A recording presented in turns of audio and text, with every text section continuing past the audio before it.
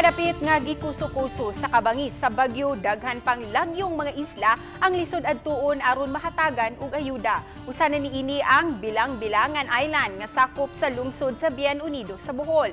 Atong sayran ang giagian sa mga volunteers aron mapadayon ang #SpreadKindness. Pinaagi ni ining report. Ipakatap ang pagkamanggiluyon o pagkamanggihatagon. Mao kini ang mensahe sa mga volunteer o organizer alang sa atong mga kapuso nga biktima sa bagyong Odette. Ilang tumo nga mahatod ang gikinahanglang hinabang ngadto sa isla.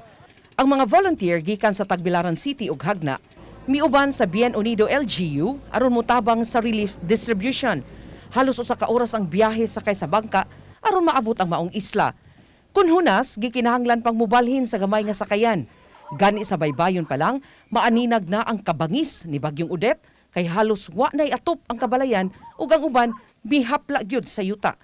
Sa maong kalihukan, mukabat sa usa ka libo ka mga pamilya gikan sa Bilang-Bilangan dako ug Bilang-Bilangan Diyot ang nahatagan og ayuda. Sa atong nakita karon, let's continue to spread love, spread kindness.